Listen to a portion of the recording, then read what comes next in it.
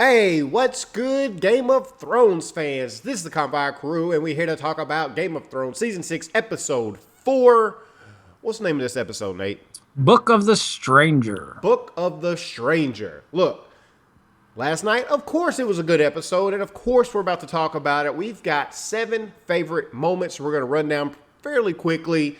I'm Convoy Rich. I'm Confire Nate, and moment number 1, something that we haven't seen since season 1, and that was two Starks actually being reunited, and it was really exciting. And I'm not gonna lie to you, I got a little teary in the moment. I was like, finally.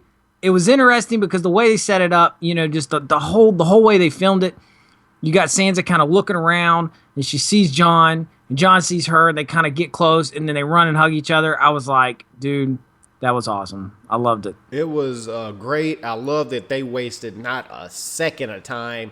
The audience already knew that Sansa was on her way there. So why prolong it? The suspense has been built up long enough. Right out of the gate, she's there, and I loved it. The reunion, and then they have this reminisce. You know, just like, oh, I wish we never would have left home. You know, and it makes you start like thinking back about everything that their whole family has gone through over the course of these past few years, and it's been crazy, you know. And the thing I love most about this whole little section right here is I was about to call her Cerse, that Sansa is a form we've never really seen her in before. She is very bold and animate, like, we've got to go home, you know, like she's already trying to talk Jon, and Jon is on the other side like, I'm tired of fighting. I've fought. I've died. You know, he's almost like, I've lived my life. It's time for me to retire. But anyway, let's move into favorite moment number 2, and it's Brienne. You know, she has a nice little conversation with Davos, and I thought it was interesting because this is a dynamic that they're going to have to learn to work together, and I never really thought about it beforehand that Davos was very loyal to Stannis. And now Brienne's the one that killed him. She lets him know that. Also, Renly and, you know, the Red Woman had something to do with him dying. And so I forgot about this animosity being built up. But she's loyal to Sansa, and they're now loyal to Jon Snow. So, And that whole situation was really interesting because you had Melisandre like, well, I do whatever the Lord command, you know, whatever Jon Snow does. Jon Snow says. And Davos is like, what? You know, like, what do you mean? When did this happen? And she's like, well, he's the prince that was promised. And he's like, I thought Stannis was the prince. You could see in Davos the point where he's just like, listen, you're a freaking con artist. I'm sick of your crap. Yes, you brought him back. You know, you can kind of, all the stuff that was put aside to bring Jon back now is coming back. And, you know, he's like, well, tell me what happened with Stannis and what happened with Shireen, which, again, the fact that she burned Shireen gets sidetracked. So he still doesn't know, okay? Right. At this moment, he just assumes poor Shireen died. If he knew that she actually burnt her alive, I'm pretty sure Davos would kill her, you know? And they, again, kind of, you know, subvert that whole thing with Brienne coming in and saying, yeah, I know what happened. I saw it. And then after it was all said and done, she's like, well, he all but told me that right before I killed him. You know, and I was just like, oh, snap. Yeah. You know, when she said that, and Davos is kind of like, he's standing there. I mean, dude, she's a foot taller than you. What's he going to do? Is he going to attack her? No. And I mean, if you never noticed, like when she walks away, dude, she's holding her sword. Like it's not like her sword she has her sword in hand. Like she's like, I'm 2 seconds away from killing both of you. And it was interesting because she's like, you know, he's like, well, that's all in the past now, right? She's like, yeah, it's in the past, but I don't forget. And I was just like, I'm scared. You know what I'm saying? Like, if Brienne threatened me, I'm scared, dude. She is huge. Yeah. But mentioning Brienne, I want to know, is anybody excited for the possibility, okay, of Bremon? You might say, what the heck is Bremon? Okay, that is Brienne and Tormund. Dude was giving her crazy eyes this entire episode. Anytime you saw him, he was just starstruck. Bro, this was the definition of, you know, take a picture to last longer, because he was eyeballing the mess out of her. He just, when she walked in and rode in on that horse, I mean, Tormund was just standing there like, you know, like he just got, it was amazing. I loved it. And then there's more of that later, but the whole time he's just, it's funny because immediately I go back to the fact when he was talking about how he had sex with a bear. Okay. And Ingrid's like, no, you didn't have sex with a bear. He's like, he likes obviously these large women. And then Brienne comes in, and Brienne actually fought a bear. Remember? She had to fight a daggone bear. So he's looking at Brienne like, there she is, my queen, And talk about a power couple. Holy moly. Dude, that's two people that could kill the crap out of some big people. Yeah. Hopefully we'll see more Bremon in the future. But moving on to moment number 3, and that is, hey, look who's here, Littlefinger. We finally get to see the man who has been completely absent up to this point. Apparently, it takes even longer to get back from King's Landing back to the Vale than it took for them to go to Winterfell from the Vale last season, because that only took 2 episodes, and this took like 15 episodes for him to get back over there. We see that little Lord Aaron is now about a 35-year-old because it's been that long since he got back. Poor kid is still a little douche. And, all it takes is for him to show him a pretty bird, and he's just like, oh, I'm glad you're back. He's still on breast milk. Yeah, so that's what's wrong with him. He had some really bad breast milk. But he's back, and they had this kind of interesting moment where the other guy's like, no, he's just like, throw him out the moon door. I'm like, oh, yeah, let's not forget the guy who was crazy. He's like, throw people out the moon door. Like, this kid is out of his mind. But ultimately, we see how Littlefinger plays it perfectly just to say, hey, listen, we need to go get Sansa. And he's like, you do want to go get your cousin, right? And he's like, yeah, I think we should. He's like, yeah, I think we should. Yeah. It's just the way he played it was great. And so now we see the Knights of the Vale and Littlefinger are now moving into the fight. We miss Littlefinger, actually. It's been a while since we've seen him. You kind of had this love-hate relationship with Littlefinger because his only interest is himself, and sometimes his self-interest lines up with what the audience wants, and sometimes it does not. When it does line up with what the audience wants, you like him because he's a manipulator. And he finds the way to get his little finger into everybody and manipulate people. And it showed that he's really the one that's controlling the Vale because he has the ear of, which is why he wanted the Vale to back him, to back the little boy, because he had control over him. Right. But it does excite me. He wasted no time again, which is, we need to send our army up there to Sansa. And so I can't wait for this rally to happen now. But, if I was that commander of the army, I'd be dipping. Like, I'd turn my back. I'm like, I'm out of here. Yeah. I can't have my career on the fate of a little boy who one day might want to throw me out a moon door just because he likes to see people fly. Yeah, so exactly. That's a little wishy-washy there for me with that leader. But, hey, moving on to favorite moment number 4. And, hey, it's Tyrion doing Tyrion things. We mentioned last week how I kind of like the dynamic of him being, a politician and diplomatic and stuff in this situation, Mereene. Although the Mereene situation is a little played out. I don't really care about it because I know Dany's eventually going to have to leave. But I guess it's the only way we can keep Tyrion in it, because if we didn't have Tyrion at all, like, I would be like, hey, I want more Tyrion. So I guess it's good they're dropping this in here somewhat. But I don't know how impactful this Mereene situation is really going to be on the overall story. But hey, we do get to see him sit down and do some negotiations, and always like seeing Tyrion in action. So why not mention it? Yeah, it was interesting. You could tell that definitely Grey Worm and Missandei did not like how he handled it. Mm-hmm. But they also have been slaves, so they don't see these people as people that you can actually work with. As an outside eyes, you can kind of see what he's working towards, but ultimately, you just ready for this whole Mereene thing to be done. Yeah. Okay, we're tired of it. We're ready for Dany to come back and say, listen, let's go to Westeros. Hey, let me ask you a question real quick before we move on to the next moment. Do you, when Grey Worm made the comments like, you're not going to use them, stop saying that, they will use you. Do you think that's true? Do you think Tyrion's going to get played? Or do you think Tyrion's above, knows what he's doing? I mean, I know he knows what he's doing, but do you think they're going to try to flip it and draw that out anymore? I guess it depends on how much the show really wants to, what they want to do with Tyrion. Like, they could play Tyrion, but Tyrion could expect it and in turn play them. Flip it on them. Yeah, that's kind of what I feel like he would do. That's what I would want to happen, but because now we're kind of out of the books realm, so we really don't know what's going to happen. True. It could turn out that Tyrion gets played and Dany rescues him. I mean, we really don't know. I do like the comment that he did make. He was just like, we haven't had slaves in Westeros for thousands of years, and I grew up far richer than all of you. And they all just kind of gave him this look. I don't know. I thought it was funny, Tyrion making a little comment, because I was just like, man, forget you little midget or whatever.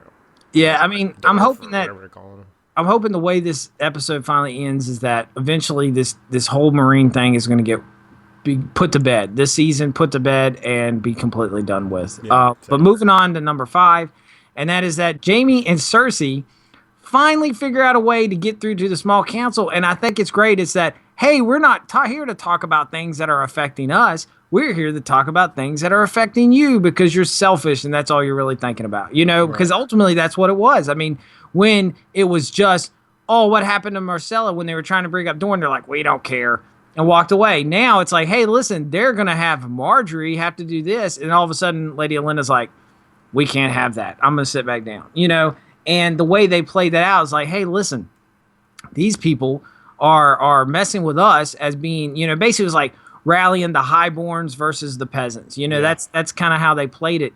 And even towards Kevin, like, hey, your son Lancel, he's brainwashed and he's running around doing all this crap. Don't you want your son back? They played it beautifully. I loved how they played it. I feel like they learned a lot from the first encounter that they said, okay, we need to make up a plan. And I'm liking that, but I'm also interested to see a conclusion to that as well.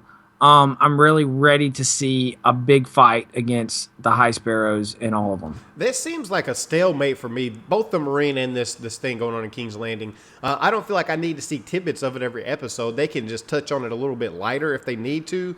But, whatever. I'm not really complaining about it. I am glad that they finally got... Because we've seen the trailer. We know the Tyrell Army's coming. So it's just like, get to that situation where that's going to happen. I'm still confused as why they're so scared of these darn sparrows. I mean, let's think about this for a second. He even come in and says, you command the second largest army in Westeros. Mm-hmm. I don't know who the first largest. I'm assuming they're the Lannisters, right? I would imagine. That's what I thought when he said that. I don't know, but I guess maybe the reason why they're scared is that it's like they're holding a hostage. You know what I'm saying? Do you storm? I mean, even if you have a big enough army. Cersei doesn't care about that hostage. No, Cersei doesn't. But Lady Olenna does. That's the thing. It's like, if they didn't have them and she had a real reason to go in there, they could go in there and wipe them out like that. But are you willing to do that? And then maybe the chance of Marjorie getting hurt. So I feel like they're going to have Marjorie and Sir Loras in a position where they can get them away before they be willing to go in and smash them. Do you think Marjorie's going to die?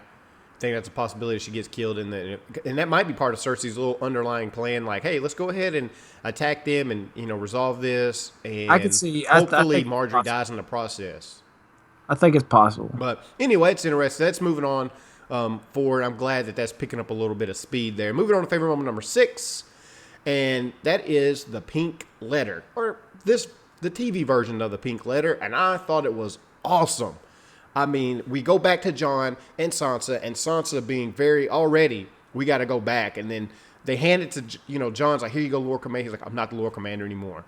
But he sees that symbol, and he's just like, what is this? He opens it up. And as he's reading it, I'm like getting chills every line that he says. Because it's getting him amped up. And when he freezes at Rickon, he's like, I'm going to have to go handle this dude, Yeah, like, it was interesting because then he didn't finish it, and Sansa's like, no, read the rest of it. She takes it and then starts reading it.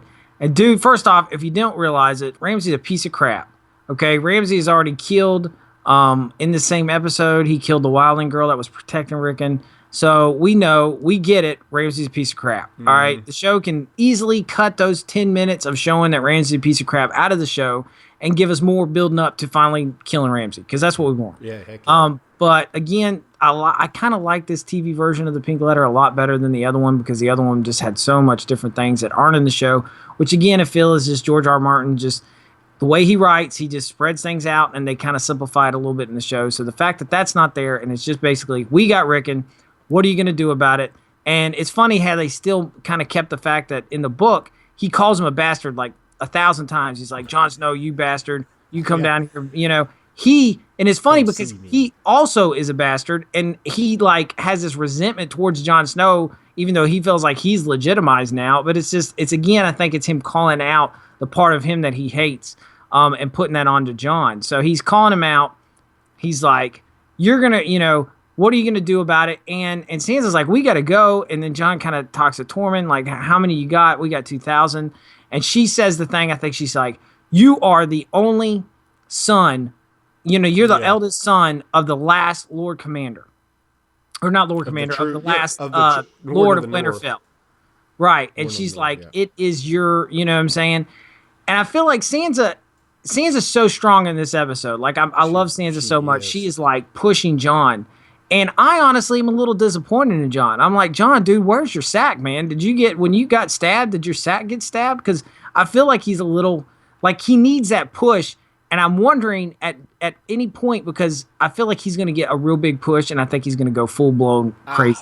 I really hope so. I know the writers have made a comment about him being, Jon always does what Jon does, which is the right thing, So he's still exactly the same person he was, and I think he's building that momentum back up. And if Sansa has to be the one to stand behind him and help him stand up, I think once he gets the army around him and he realizes, I just got chills thinking about this scene. Yeah, I have a feeling I think he's going to really step up and do what he does, which is handle business. And I think it's going to be epic, because I have a pretty strong feeling that once they finally get to that moment in that battle, Jon's going to get the push he needs to be the leader that we all want him to be. But moving on to the other leader that we want to be, and that's number 7, and that is Dany. This entire thing, the way it worked out, they finally caught her, and she's like, no, I don't want to leave yet. I got a plan. I'm like, what is your plan, Dany? What are you going to do? She gets in there with all the cows, and she burns them up. And the whole scene was interesting because she's just talking mad. They're saying all kinds of crap about her. She's just saying it all back to them. And they're like, screw this. We're going to kill you. We're going to rape you. We're had it with this. And she's like, I don't think so. Touches the thing. Whoosh, drops the fire. And then keeps dropping it and keeps dropping it. Burns the whole place down. Comes out of the flames. And all of a sudden, it's called back to season 1 at the end when she walks out of the flame. Everybody's bowing. There's Jorah. He's bowing. Everyone's like, oh, Dany. And it ends. Okay, here's the thing I find is interesting about this is because George R. R. Martin has said that Dany is not impervious to flame, that was only a one-time deal. So she did it again. George, either you are changing your mind or the show is going completely off of you, because I didn't actually expect her to actually be fireproof again. Okay, so apparently they're just going to make this out. She's fireproof. That's all there is to it. But where she's at now is where she was at the beginning. And I feel like now that George has stretched out this long, like, I'm not sure what to do with Dany plot, this makes me excited, because this makes me feel like we are now back where we started. And where we started is heading towards Westeros. Right. And it's going to happen soon. I'm excited. It's like the writers had even said, like, this is the rebirth. This is the season for rebirth. Mm-hmm. You get Sansa back. You get Jon back. Now you got Dany back. Her coming out of the fire was symbolic of her being reborn again. Mm-hmm. The first time she did it, there was just a handful of people there. Now it's the entire Dothraki. And, it was like she's godlike. She's standing there in the flames, and it was magical. It was awesome. I knew she was going to burn them after she got in there, because I remember the clip from the trailer of her putting her hand on the fire. And I was like, okay, I know she's going to do something with that fire the way it is, and as confident as she is, I still was kind of thinking maybe the dragon was going to come until I saw the fire pit. I was like, I think she's just going to burn them up. I didn't know that. Which is a big deal for her, because she didn't need the dragons to save her, which is pretty cool. That shows how much she's grown as her character, although I wanted to see dragons, obviously. I really wanted to see the dragon, but I'm glad, because now for the people, they're not scared of her because of the dragon. Because, if the dragon goes, then it's back to what we've seen before. No respect for her. Now it's like, don't mess with her. She just killed all the cows whatsoever. Now they're bowing to her, because one, she seems godlike, and two, it's kind of like she killed the cow, and now there's no more cows. There's no more. Like, she's there left. It's like, and you know how prideful they are about killing not cows. What was I saying? Cows? No, it's cow. I mean, just pronounce. Yeah, but whatever. Is that what I said? Oh, well. It's a cow. But the way it sounds like we're saying cows, like moo. Oh yeah, because you're not putting a name behind it, but right. She takes them all out, so now she's left to kind of rule them. You know how proud they are about killing each other, Dothraki. Like, that's a state of strength. So for her to be able to take them all out in one fell swoop and walk out of the fire was pretty impactful. And yes, it's awesome. Things are finally coming to a head, and I can't wait for next episode. But guys, that's pretty much the wrap up right there. Those are our 7 favorite moments. Let us know in the comment section below what your favorite moments were for this episode. Drop a like on this video. Drop a like for Game of Thrones. You know what I'm saying? Share this video, whatever you got to do, and subscribe if you want to see more content. I'm sure Nate will come up with a video to do a more in-depth breakdown about something with this episode or something, a prediction for next episode. That'll probably come out Thursday. But until next time, guys, we're out. See ya.